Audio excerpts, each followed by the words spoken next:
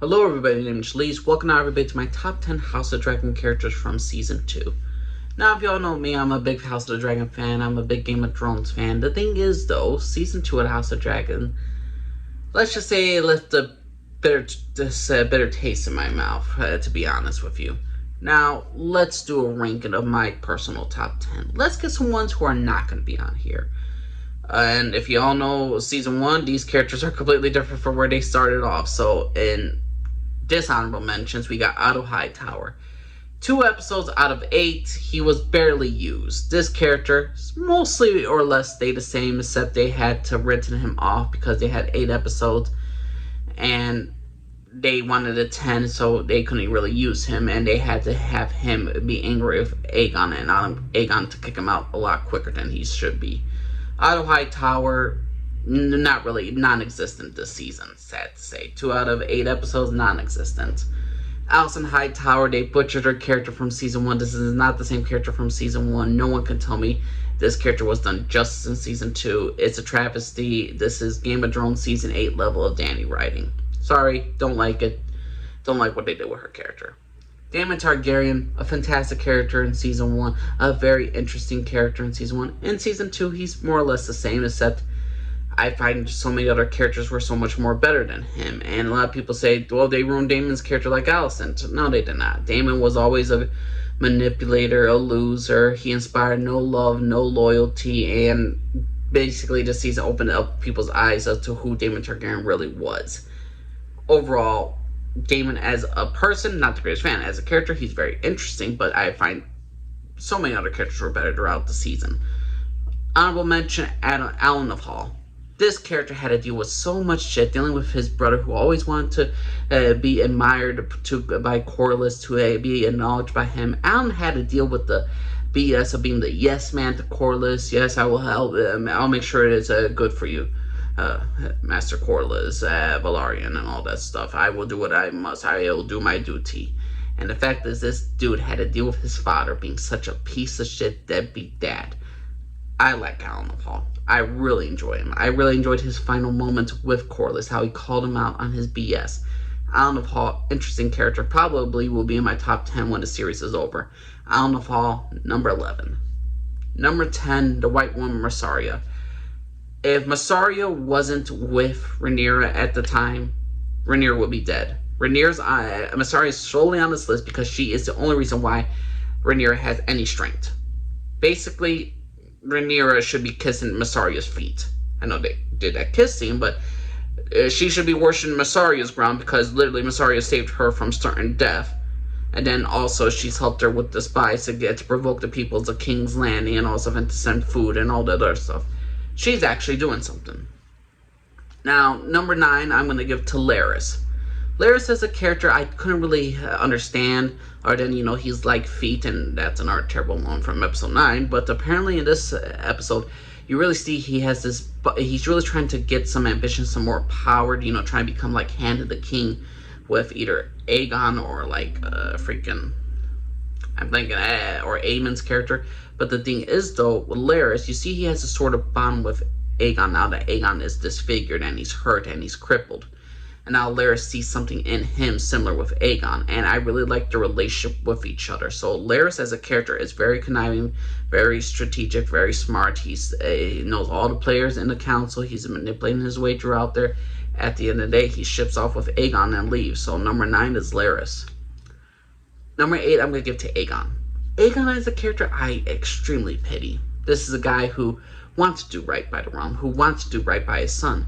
And as soon as his son's killed off, it is downright gone to hell. He has no faith in Otto. He is angry. He is bitter, understandable. And the thing is, though, he has truly not been prepared to even rule. This dude has no power whatsoever. He commands no authority, no respect. He tries to get that authority with that respect while going drunk on a dragon into battle, and nearly dies because of it. Aegon as a character is very not traumatic. He's very tragic. And the thing is, though, I do enjoy him. I enjoy the actor that portrayed him. He really brought some life into Aegon as a character. And Aegon as a character, he kind of reminds me of Theon. Theon, for the most part, early on in his life, was a piece of shit. He betrayed Robb and all the other stuff, but then he went through something dramatic. I kind of feel the same with Aegon. So Aegon as a character, very interesting, very intriguing. The actor did a phenomenal job. He's easily tied for the MVP of this season for acting, the actor. So Aegon, number 8. Number 7, I'm gonna give to Rhaenyra. Now, you all know me. I'm more of a Team Green dude, but the actor that portrays Rhaenyra has done such a great job. Emma Darcy, I believe her name is. They were freaking fantastic, and they did a absolutely phenomenal job with their acting ability. Their interactions with Daemon, how they just like had such a great complex with Rhaenyra's character, how she was losing her son, and how she didn't want to immediately go to war. I feel like half the writers did something good with her character, and half the writers did not. Like, I understand she wants to not go to war for the first half, but for the second half, they really made her seem like the all-perfect queen, all-perfect person, and she could do no wrong, and everybody else is in a wrong than her. I don't like what the second half was doing to Rhaenyra, and half the damn time they're like, okay, every single smart decision Rhaenyra was making, the writers made her do something stupid. Like, hey, I want to prevent war. Okay, let's try to do the least amount of damage possible. I will not send the dragons into war unless it's the last-ditch effort. But let me also go into King's Landing, confront Alicent after my husband killed her grandson, and let me not tell Jace, Rhaenys, or anybody on the small council, of my own council, where I went. Because God forbid, if anything were to happen to Rhaenyra, she left no guarantees, no plans, no person in charge of that. So half the writing for her character seems interesting, half the other writing doesn't seem that great. But the reason why I put Rhaenyra number 7 is because I believe the actress did a phenomenal job of what they were given. So Rhaenyra and the actress that portrayed Rhaenyra, you could, it's either the actress that plays Rhaenyra or the actor that plays freaking Aegon. Anyone of them could win an Emmy. Anyone could have been an MVP of this season because their acting ability was just so great. So Rhaenyra, number 7. Number 6, I'm going to give to Alice Rivers. Alice Rivers is the freaking witch of Harrenhal. She is going into Daemon's mind. Is she manipulating him? Is she guiding him into a better journey? Is she work for the gods? Does she work for a greater good? Is she Team Black? Is she Team Grey? Who knows? Alice Rivers is such a unique, interesting character. Does she even exist in this world? Overall, I found her a very intriguing, very interesting character, and I cannot wait for what she does. Now, number 5, I'm going to give to Jace. If there's ever a character that actually deserves a lot of respect, it's Jace. Granted, he secured the Vale and North for Rhaenyra. Granted, though, the Starks and the Vale would have sided with Rhaenyra either way because, their blood and by oaths. But then he was the one who proposes the whole, hey, we should get other people to ride dragons and all the other stuff. Get more dragon riders. More like loyal bloodlines. But Rhaenyra does the half-ass thing of like, yeah, let's get all bastards and all the other stuff to weaken my own son's claim. Then Jace as a character secured the twins so the Stark army could now come to the Riverlands so they could go and they don't have to wait for Daemon to get an army and all that stuff. So Jace as a character to me was really growing as a character after episode 4. He was really started to shine. Really intrigued by Jace's character, and he looks like he can make the smart plays. It's just he has to deal with the fact is that all the time he's going to be labeled a bastard, and doesn't help that his mother's creating more future success and crisis for Jace as a character. So Jace as a character, very intriguing, very interesting, but he's not my favorite. Number 5 is Jace. Number 4, I'm going to give to Rhaenys. Rhaenys was always counseling Rhaenyra. Rhaenys was always trying to give Rhaenyra advice. Rhaenys was the level-headed person that kept Daemon in check. She was the ultimate person in charge, in my personal opinion. If Rhaenyra didn't have Rhaenys, Rhaenyra would have lost this war tenfold ago. Rhaenyra had nothing without Rhaenys. If Rhaenys didn't side with freaking, or let's say she suddenly died and her dragon was up for sale, and if they just sent a dragon, Rhaenyra would be toast, Jace would be dead, or somebody else would have died at Rook's Rest. Rhaenys went out as bad as she tried to eliminate the Greens, tried to end the war, to make sure that millions wouldn't, or thousands wouldn't have to suffer because of her mistake that she made previously in episode 9. Terrible episode, by the way. So, Rhaenys as a character, overall, great character. My favorite female live-action Targaryen so far in the TV series. Overall, love Rhaenys' character. Number 4, Rhaenys. Number 3, I'm going to give to Oscar Tully. This little kid, this young man, didn't want to. He wanted to do things the right way, to honor Rhaenyra, to honor his grandsire. He will not act unless his grandsire told something. And the thing is, though, since his grandsire died, he goes up to the plate and he stands by his oath, by his grandfather's ancestors' oath, that to side with Rhaenyra. And the thing is, though, he sided with Rhaenyra not because of Daemon. Daemon nearly cost Rhaenyra the Riverlands and Oscar Tully, but Daemon, in this place, he humbled him. This boy humbled Daemon Targaryen, and he is the reason, not Daemon, why Rhaenyra even got the Riverlands. And Daemon nearly screwed it all up for Rhaenyra. If it wasn't for Oscar Tully, Rhaenyra would have no ground army. Rhaenyra, I don't care if she had dragons and all that stuff. Any assassins go in there, she's dead. There's only so much Rhaenyra could do. Oscar Tully is number 3. Number 2, Criston Cole. Everybody's hated character. Everybody shits on this character.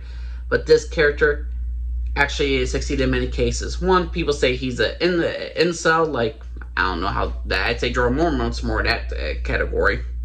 This dude's been banging freaking Alicent Hightower, and people blame him for the events of Blood and Cheese.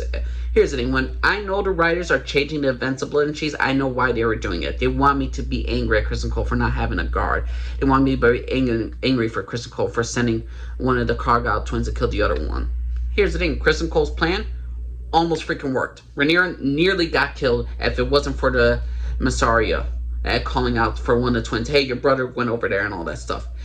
Criston nearly had Rhaenyra killed. Criston is the reason why the Greens have any army whatsoever. He sacked what? He took over Rosby and Stokeworth. He took over Duskendale, and he took over Rook's Rest with Aemond to get the Greens victories.